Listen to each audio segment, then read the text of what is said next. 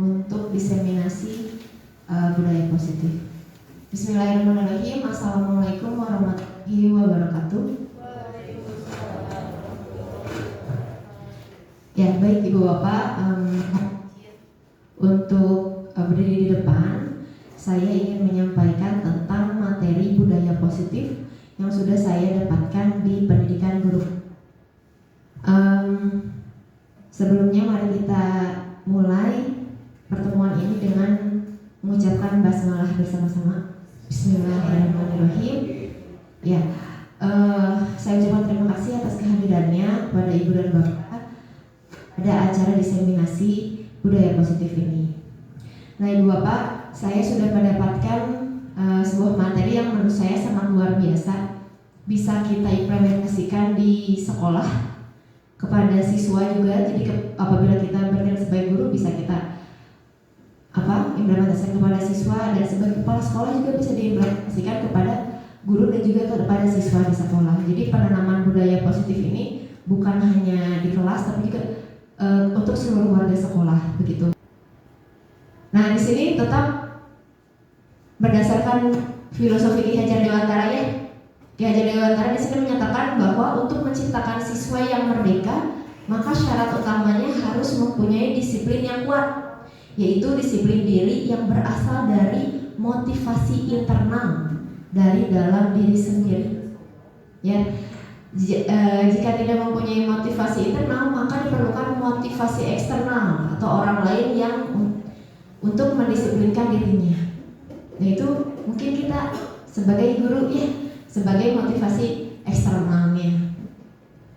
Selanjutnya di sini ada teori dan Diane Gossen dalam bukunya Restructuring School Discipline menyatakan ada 3 motivasi perilaku manusia. Yang pertama, untuk menghindari ketidaknyamanan atau hukuman. Jadi keterpaksaan. Nah, saya tanya, kalau saya sendiri, saya juga sama, masih belum disiplin. Ketika kita masuk datang ke sekolah tidak terlambat, apakah karena dalam diri kita memang tidak ingin terlambat ke sekolah, atau karena tidak ingin mendapatkan hukuman? Kita nunggu absen sampai jam 3 memang karena ada dalam diri kita ingin menyelesaikan administrasi, atau karena tidak ingin hukuman, ada pemotongan TKD. Nah, itu kan. Nah, itu juga sebetulnya dalam diri siswa pun seperti itu. Jadi ketika dia menjadi siswa yang baik, menaati peraturan, tapi dalam dirinya itu niatnya itu bukan karena dia ingin menjadi baik, tapi karena tidak ingin dihukum, begitu. Yang kedua, untuk mendapatkan imbalan atau penghargaan dari orang lain. Nah, ini katanya tidak semua penghargaan itu berdampak positif. Jujur saya di kelas 4 dulu, di kelas 4 ayam tahun kemarin, saya memberikan penghargaan bintang. Tapi untuk yang di tahun sekarang, saya menghentikan itu. Karena saya mendapati anak yang memang awalnya aktif sekali, dia presentasi mau jadi ini ya, jadi apa?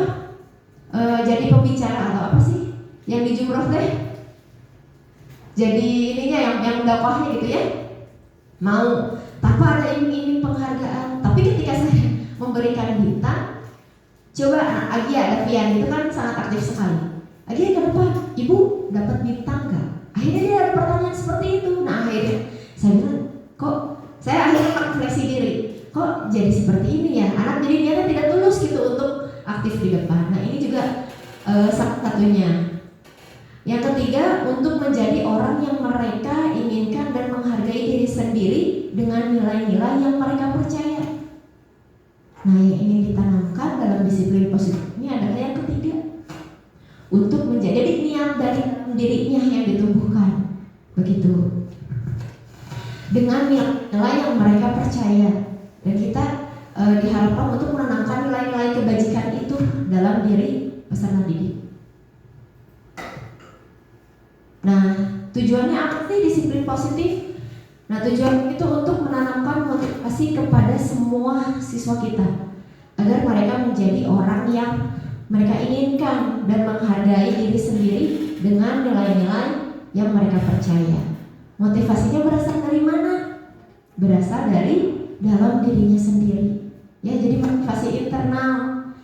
Sebetulnya kita ini guru hanya sebagai motivasi eksternalnya, hanya sebagai pendorong dan juga pemantau dan juga pengontrol apakah yang mereka yang mereka rasakan, yang mereka lakukan, tindakan itu benar atau salah.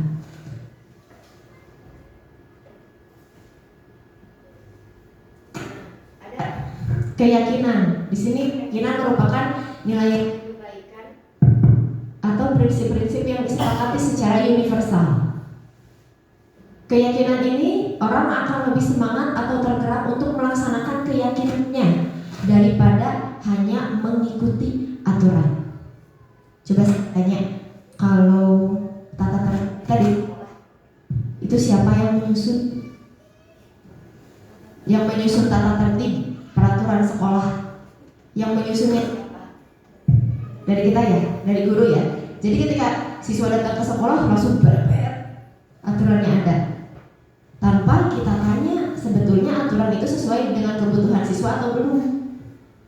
Jadi tidak berdasarkan diskusi dengan siswa. Jadi siswa tidak terlibat dalam penyusunan aturan itu. Ini katanya keyakinan siswa itu untuk melakukan sesuatu tidak dengan keterpaksaan itu harus muncul dari dirinya. Nah, itu salah satunya adalah dengan menyusun keyakinan kelas atau peraturan kelas atau kesepakatan kelas dengan secara bersama-sama. Jadi dilibatkan siswanya. Di sini keyakinan kelas itu bersifat lebih abstrak daripada peraturan yang lebih rinci dan nyata. Keyakinan kelas berupa pernyataan-pernyataan universal. Pernyataan keyakinan kelas selalu dibuat dalam bentuk positif. Jadi kalimatnya kalimat positif. Bapak Ibu menemukan peraturan yang bisa gini: dilarang membawa makanan. Nah, tidak boleh ribut.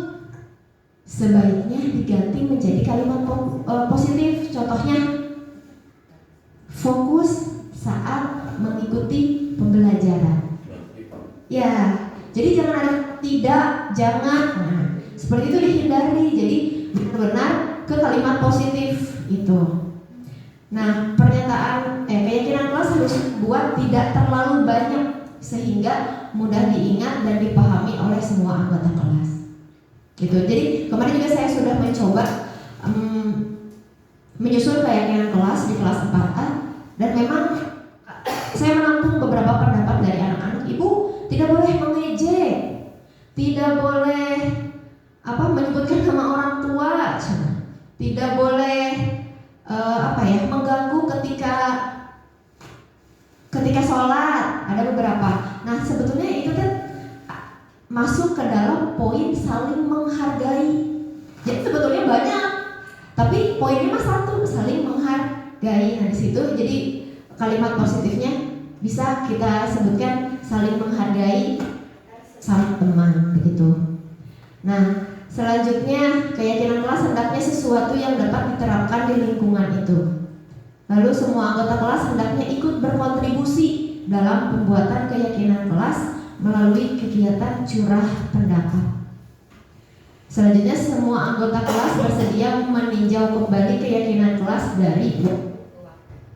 Jadi kalau misalkan ada nanti sudah keyakinan kelasnya sudah dibuat, terus tiba-tiba sebulan kemudian, Bu, seharusnya ada evaluasi dari anak atau dari gurunya bahwa harusnya ini ada yang belum masuk ke dalam keyakinan kelas, itu bisa kapan saja direvisi begitu.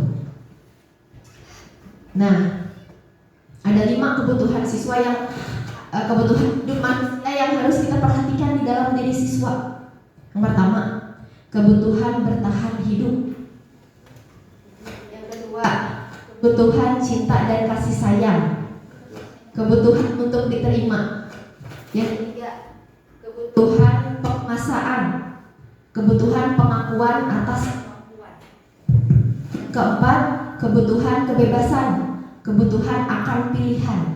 Yang kelima, kebutuhan kesenangan, kebutuhan untuk merasa senang. Coba kita analisis satu persatu. Yang pertama, kebutuhan bertahan hidup.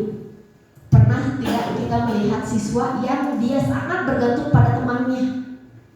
Kalau nggak ada temannya sampai dia nggak mau sekolah, ya, tidak mandiri. Nah itu yang harus kita perhatikan. Bisa kita lakukan penanganan di restitusi nanti. Ada lagi di selanjutnya. Yang kedua, kebutuhan cinta dan kasih sayang. Seperti bagasi belalang, kebutuhan cinta dan kasih sayang. Biasanya anak yang merasa kurang di kebutuhan cinta dan kasih sayang, biasanya di perhatian ke gurunya. Gitu ya, muter di kelas teh, muter dan kadang pengen dekat terus sama gurunya. Dia dari gurunya duduk, pasti dia nyamperin, pasti pengen dekat, pasti pengen nanya.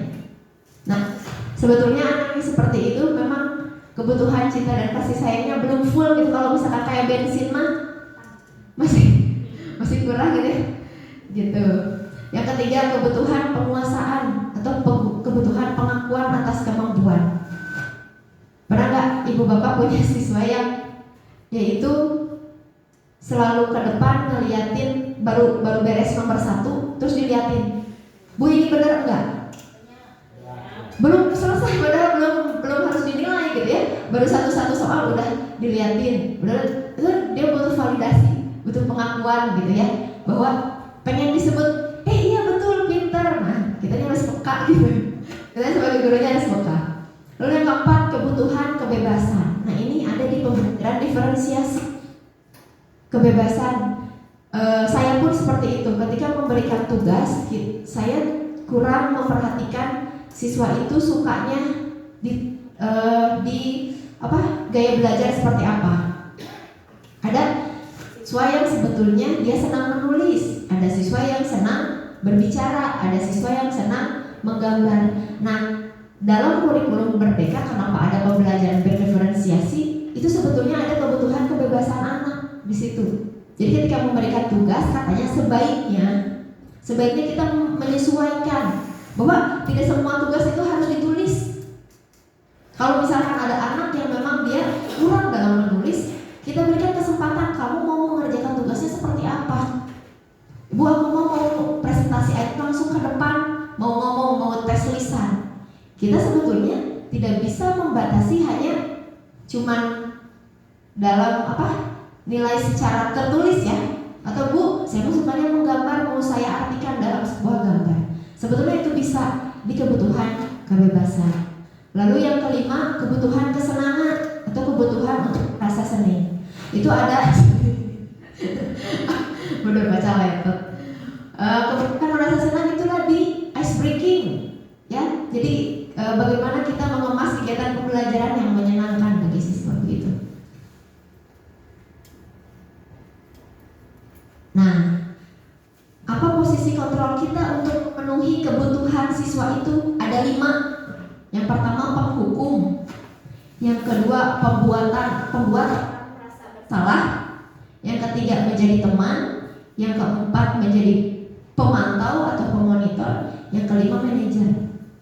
Coba saya tanya, biasanya ibu dan bapak ada di posisi kontrol sebelah mana? Penghukum, pembuat orang merasa bersalah, sebagai teman, sebagai pemantau, atau sebagai manajer? Sebagai manajer, keren. Sebagai apa coba? Kalau hukum biasanya otoriter, gak mau tahu anak alasan kumaha, pokoknya masalah langsung hukum. Dirangkul namanya, diajak ngobrol. Yang kedua pembuat orang merasa bersalah. Kayak kemarin waktu di Lokakarya, saya sempat mensimulasikan ini, pembuat orang merasa. Jadi si guru teh kayak gini, ayo dong ngerjain, kamu gak kasihan ya sama ibu teh udah ngerjain. Gitu, tapi dikasih dia teh, sama gurunya itu kayak memelas gitu. Sampai si anak itu merasa bersalah melakukan kesalahan itu gitu. Kalau sebagai teman tentu saja dirangkul ya, memposisikan di kesetaraan umur yang sama ya. Jadi olahraga gitu ya Pak ya.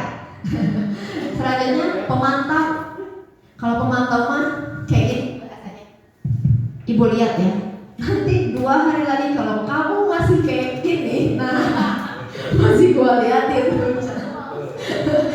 Pemantau ya. Nah kalau yang kelima tuh manajer. Kalau manajer katanya ini adalah posisi kontrol terbaik untuk seorang guru dengan restitusi tadi. Jadi ketika anak melakukan kesalahan, maka guru itu tidak menyalahkan dan juga tidak membenarkan, tapi memanggil siswa tersebut untuk diajak ngobrol. Pertama, validasi dulu, ditanya kenapa kamu melakukan itu, validasi tindakan. Tadi gimana, ceritain sama ibu gimana tadi alur ceritanya kenapa tindakan itu bisa terjadi gitu. Lalu tanya sampai biarkan anak itu bicara, ngobrol, menceritakan apa yang terjadi. Terus aja sampai dia puas, sampai kekesalannya itu sudah habis gitu. Nah baru sama kita divalidasi. Iya ya, ibu juga kalau misalkan di posisi kamu kayaknya akan melakukan hal seperti itu, seolah-olah kita ada berpihak pada dia gitu. Yang saya dapatkan ilmunya, seolah-olah kita itu ada di pihak dia, sampai akhirnya dia jadi menumbuhkan dari rasa bersalahnya itu. Iya betul. Nah akhirnya setelah itu baru kita nasihati, setelah kita dapat hatinya begitu. Nah itu katanya di posisi manajer seperti itu ya. Nah lalu di sini, yang tadi restitusi, menurut dosen, restitusi merupakan proses menciptakan posisi bagi siswa untuk memperbaiki kesalahan mereka sehingga mereka bisa kembali pada kelompoknya dengan karakter yang lebih kuat. Restitusi dapat membantu siswa menjadi lebih mempunyai tujuan, disiplin positif, dan memulihkan dirinya ketika berbuat kesalahan. Jadi pulihkan dulu Pak hatinya. Kebayang gak kita pernah punya kesalahan tapi kita terus kayak disalah-salahin gitu ya, kamu tuh semakin down. Ya, kalau kita ada di posisi itu akan semakin buruk dan jadinya akan melakukan hal yang sama terus-menerus tanpa menyadari kesalahannya gitu. Nah, restitusi menguntungkan korban dan si pembuat salah atau win-win solution. Segitiga, bentuknya itu segitiga. Yang pertama menstabilkan identitas, yang kedua validasi, dan yang ketiga menanyakan keyakinan. Keyakinannya kita kembalikan ke keyakinan yang disusun bersama di kelas tadi. Gitu. Ini adalah tugas demonstrasi kontekstual saya untuk segitiga restitusi. Nah ini segitiga restitusinya, ada beberapa pertanyaan yang memang kita bisa atau statement. Menstabilkan identitas, validasi, dan menanyakan keyakinan. Nah ini dikasih 4 ada pembelajaran IPAS dan saya bagi kelompok. Nah dalam diskusi kelompok terjadi sebuah perdebatan. Jadi ketua kelompoknya itu merasa dimanfaatkan gitu, hanya dia yang mengerjakan tugasnya, sementara anggota kelompoknya tidak membantu.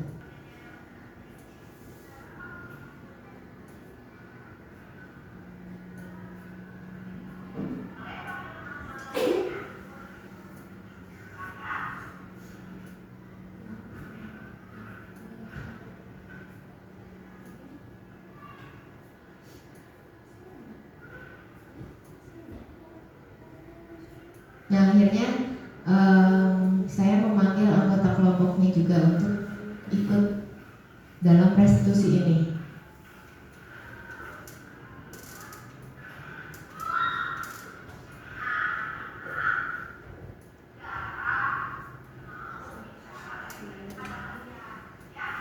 Jadi di sini solusinya itu muncul dari anak sendiri.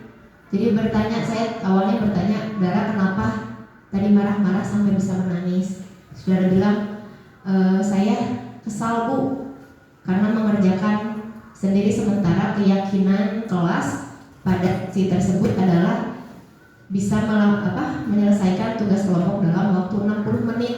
Jadi darah ketakutan tidak selesai, sementara teman-temannya hanya bermain-main gitu, ketawa-ketawa tidak serius. Nah di sini darah sudah mengetahui kesalahannya apa, dan saya tanya, lalu apa yang akan Dara lakukan untuk memperbaiki kesalahannya? Lalu Dara bilang, saya mau bicara dengan teman-teman dan ingin berbicara baik-baik tentang apa, untuk mengutarakan sebetulnya apa yang dia rasakan dan apa yang dia butuhkan.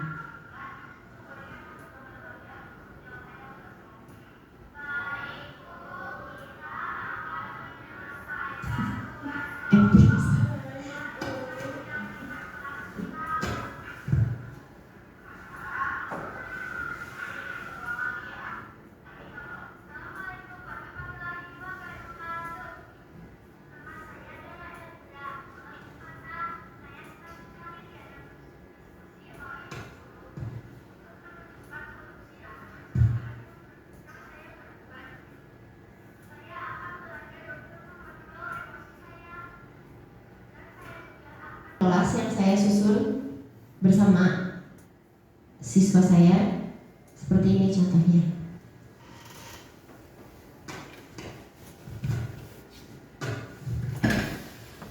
Nah di sini di keterangannya disusun dan disetujui oleh semua anggota kelas. Nah seperti ini. Awalnya ini sebelum seperti ini, anak-anak pendapatnya itu tidak boleh. Tidak boleh.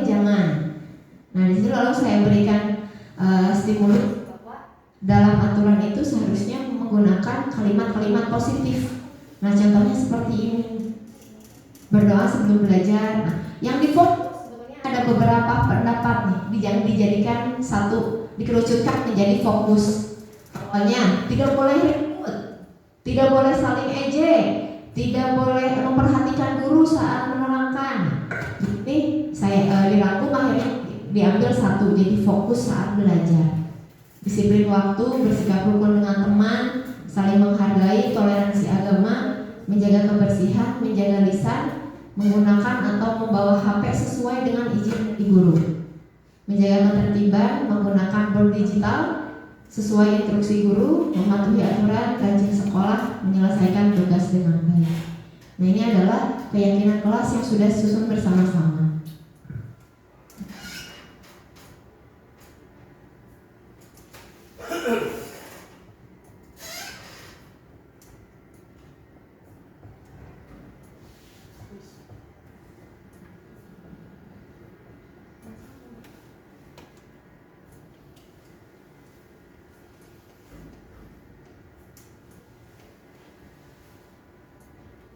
Nah, hal-hal yang penting yang harus diperhatikan dalam menyusun budaya positif. Selain filosofi Ki Hajar Dewantara, budaya positif juga berkaitan erat dengan nilai dan peran guru penggerak serta visi guru penggerak.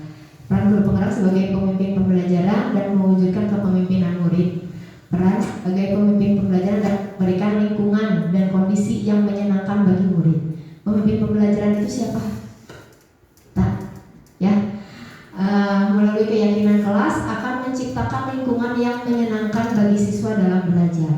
Hal itu terjadi karena keyakinan kelas dibuat oleh seluruh warga sekolah dan disepakati secara bersama. Selain peraturan kelas yang penuh dengan hukuman dan sanksi, melalui keyakinan kelas dan restitusi, maka dapat mendidik siswa untuk mandiri, bertanggung jawab, untuk mengatasi masalahnya sesuai dengan keyakinan sekolah yang diyakininya, dengan menciptakan budaya positif di mana guru berperan sebagai manajer dalam menghadapi murid sehingga murid mampu menjadi manajer bagi dirinya sendiri. Itulah materi budaya positif yang dapat saya sampaikan. Apakah ada pertanyaan dari Ibu dan Bapak? Karena ini selanjutnya budaya positif ini nantinya akan berlanjut kepada budaya positif sekolah. di mana setiap kelas harus membuat keyakinan kelasnya, berdiskusi dengan siswa masing-masing. Silakan Pak Bibi. Boleh pakai ini. Biar kedengaran. Biar kedengaran direct. Ya.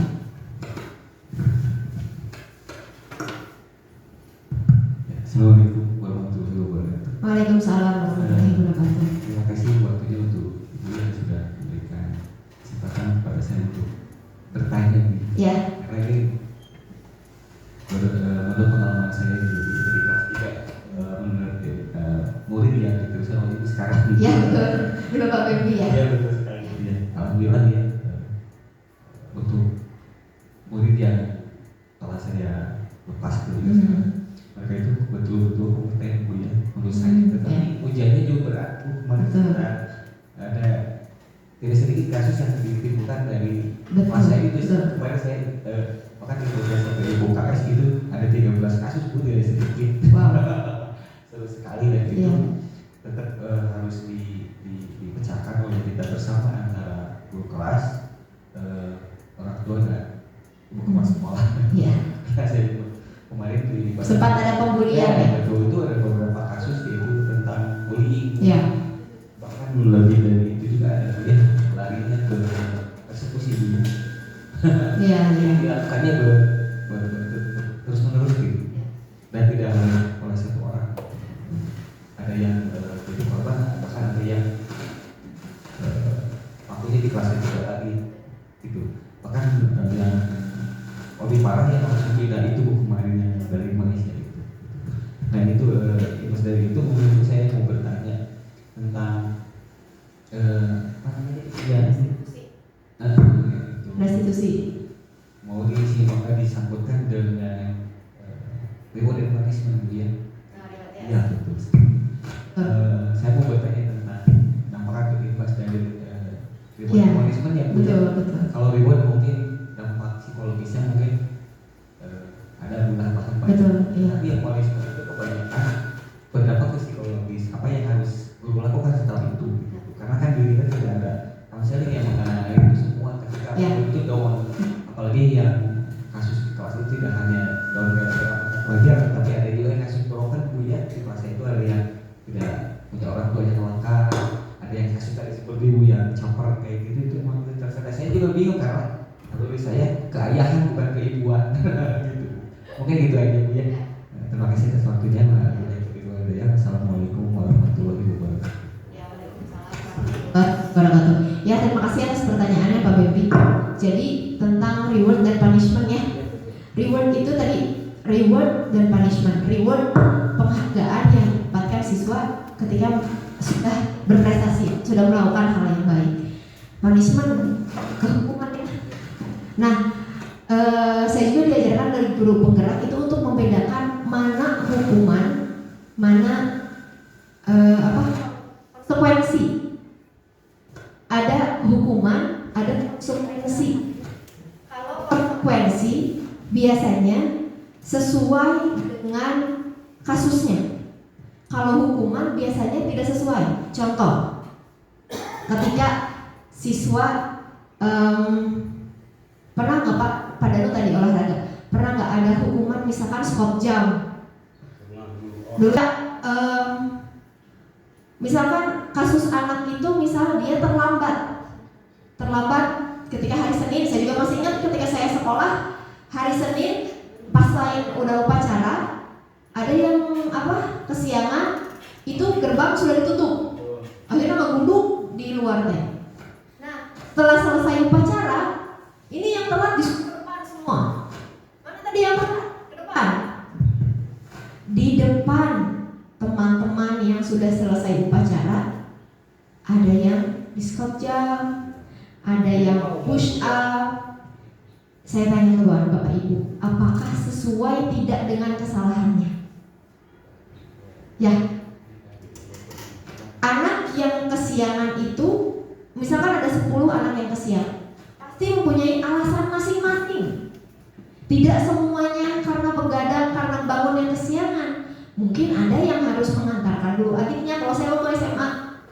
Ada juga yang memang harus beres dulu di rumah baru boleh berangkat ke sekolah oleh orang tuanya, tapi hukumannya disamakan. Nah itulah manfaatnya restitusi. Ada menstabilkan identitas, yaitu menanyakan kamu kenapa sih, terus validasi tindakan, kamu melakukan itu menurut kamu benar atau tidak, gitu. Nah, menanyakan keyakinan. Jadi disesuaikan lagi dengan keyakinan yang awal yang sudah dibentuk, gitu.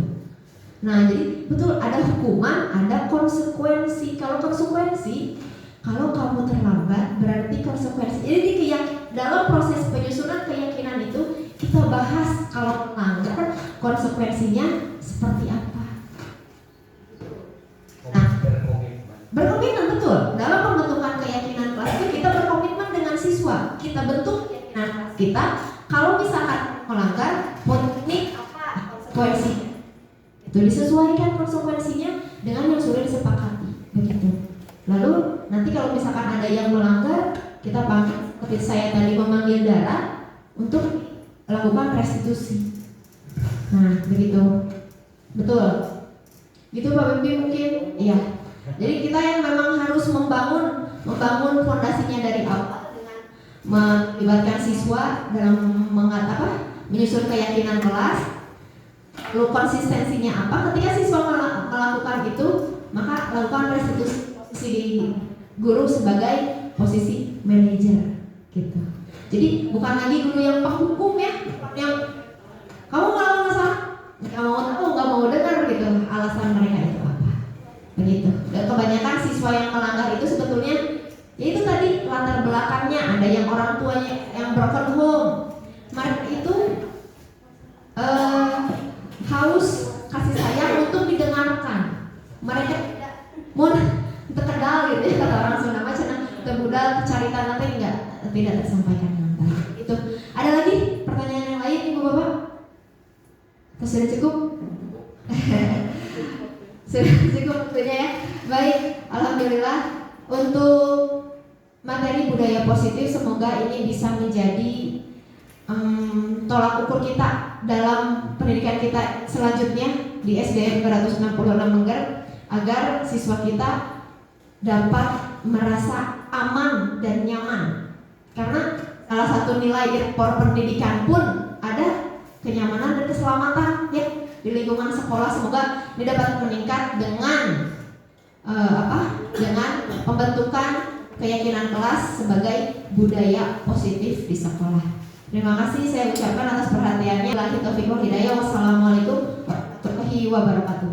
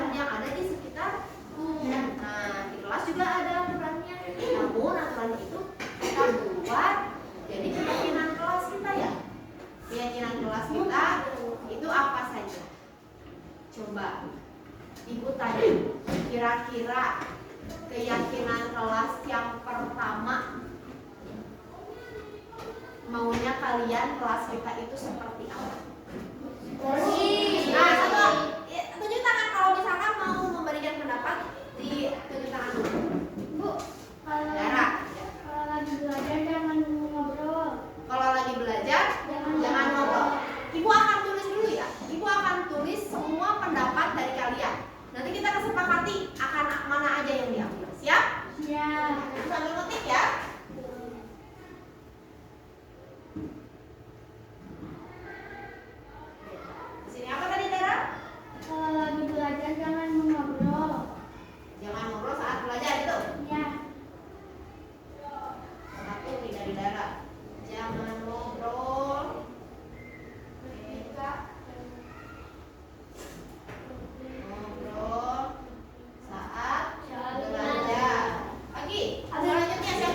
Oke, apa? Tidak boleh terlambat. Tidak boleh terlambat datang ke kelas.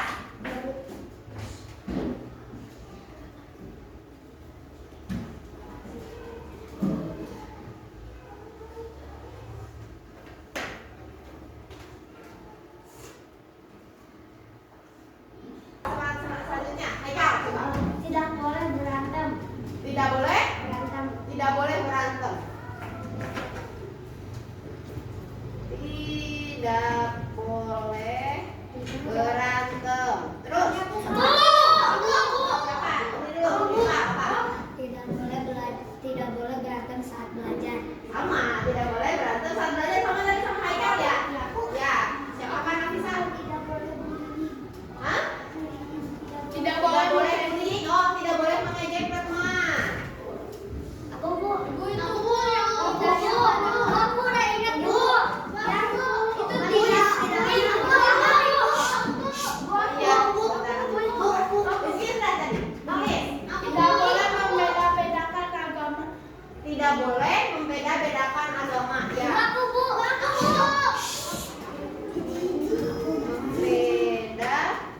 Membeda-bedakan agama.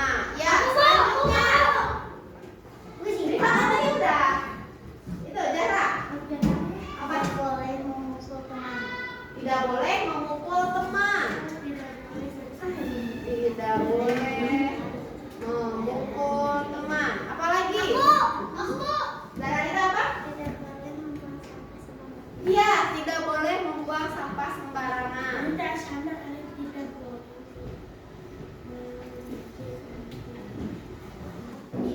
Ya.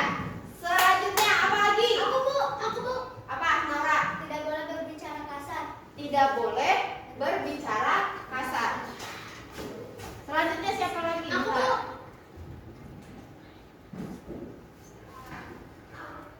Selanjutnya apa? Apa? Tidak boleh makan saat belajar. Bagus tuh. Tidak boleh makan saat belajar. Selanjutnya siapa lagi yang mau kasih? Apa mau lihat? Tidak boleh membawa HP saat kelas.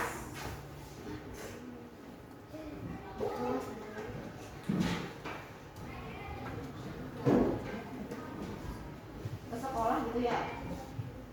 Udah ada 10. Sudah cukup atau masih ada yang kurang? Coba lihat. Ada yang kurang, Bu? Apa yang belum? Tidak boleh mengejek nama orang tua. Tidak boleh mengejek. Nah, itu masuk ke nomor 4 tidak? Yang tidak boleh mengejek teman. Ya. Masuk ke situ ya, Rival ya. Tidak boleh mengganggu. Tidak boleh bergosip. Menghargai. Tiba-tiba bergosip-gosip. Tidak boleh bergosip, senang. Tidak boleh menghargai teman. Tidak boleh. Apalagi? Menghargai teman. Menghargai. Apalagi? Tertib ketika tidak ada guru. Oh, tertib. Menjaga ketertiban ya. Tidak berisik di saat tidak ada guru atau sebelum ada guru.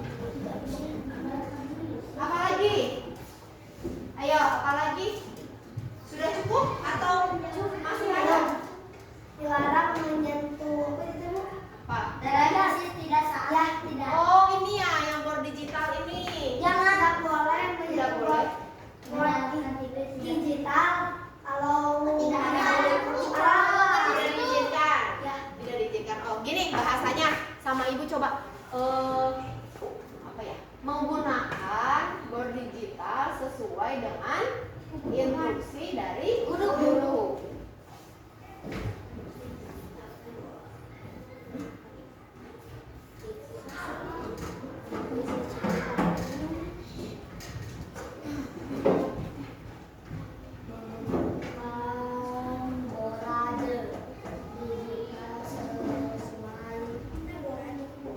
Apalagi? Apa? Mematuhi aturan. Apalagi? Tidak boleh bolos. Tidak boleh bolos. Rajin sekolah gitu. Iya, Rajin. Iya, rajin sekolah. Apalagi kalau sama ibu dikasih tugas harus apa? Kerjakan. Ya, menyelesaikan Tugas. menyelesaikan tugas dengan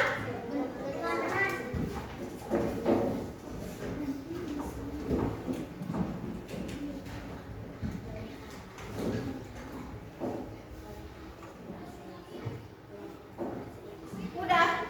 Atau ada satu lagi nih. Satu lagi, Apa? bermain bola di kelas. Hah? Tidak boleh bermain di kelas. Iya, tidak boleh bermain. Bola.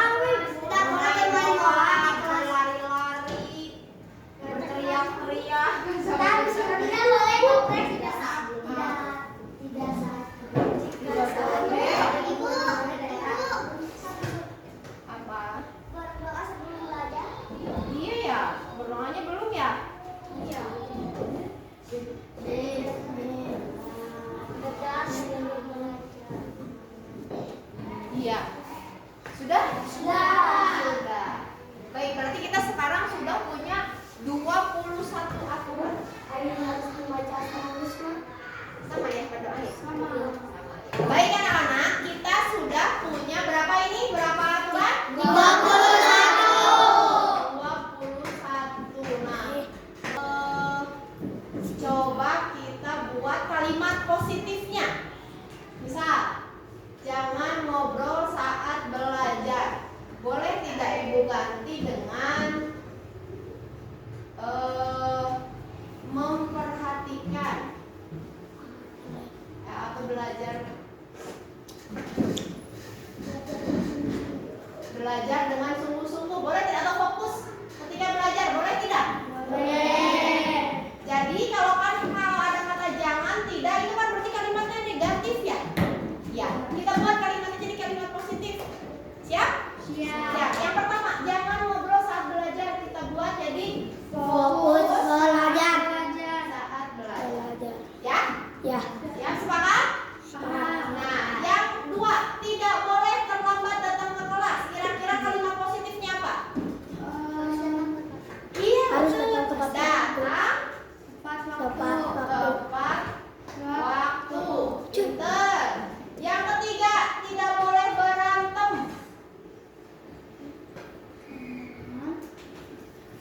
Apa ya?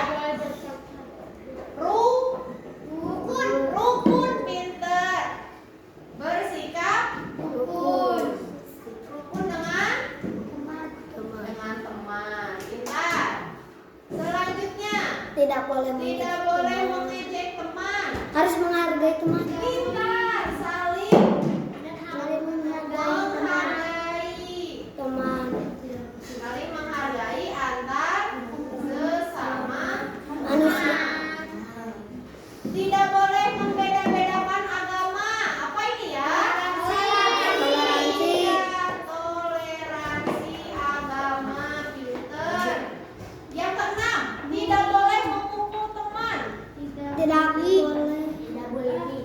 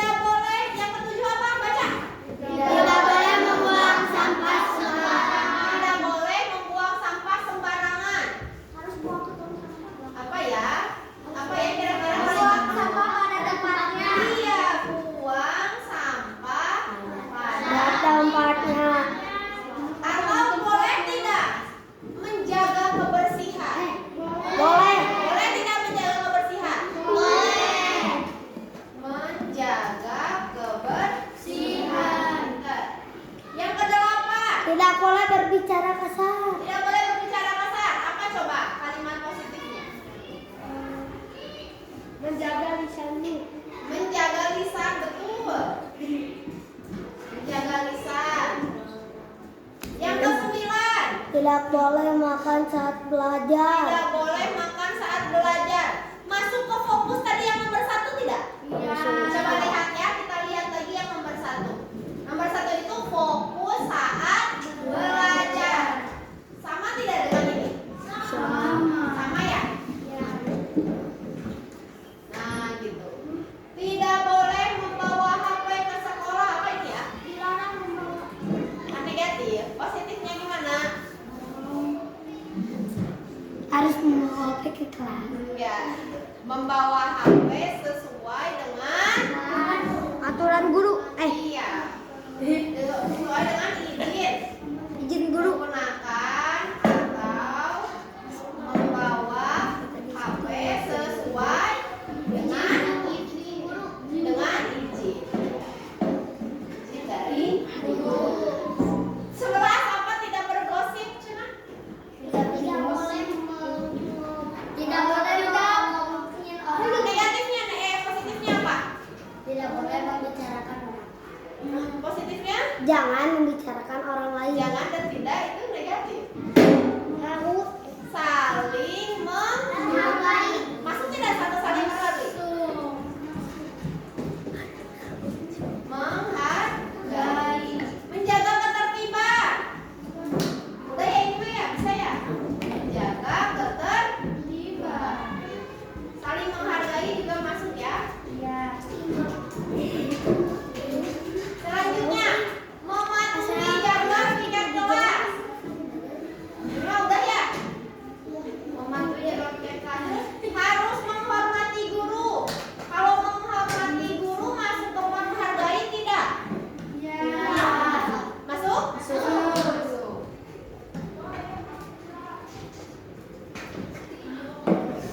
Menggunakan board digital sesuai instruksi guru. Udah.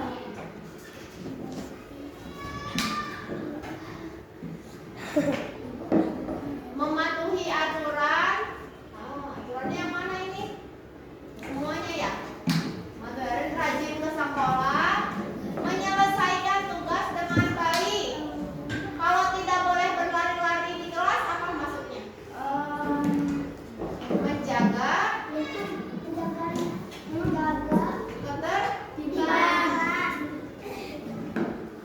Apa tadi? Menjaga ketertiban.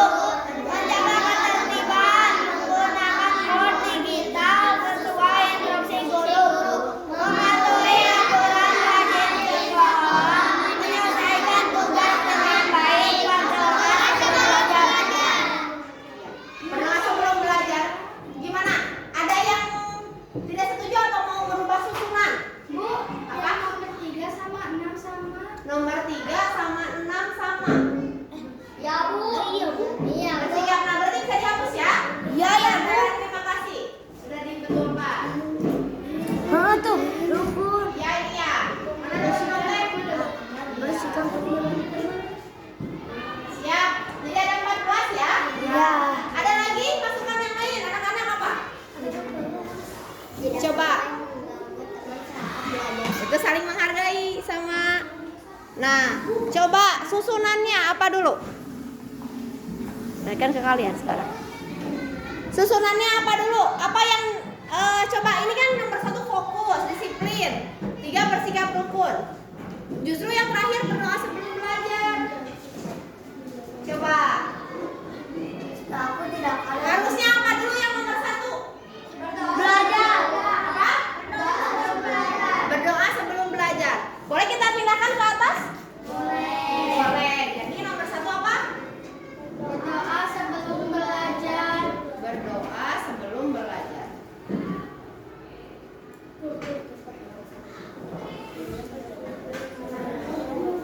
Nah, selanjutnya apa lagi? Susunannya sudah sesuai? Sudah. Nah, sudah ya, alhamdulillah kita sudah sepakat. Ada yang tidak sepakat atau ada yang mau menambahkan? Sudah sepakat? Cong yang sepakat. Sudah sepakat? Sudah sepakat semuanya?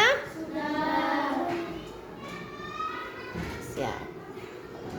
Baik, kita sepakati bahwa ini adalah keyakinan kelas 4. Iya, keyakinan kelas 4A ini kita yakini bersama-sama.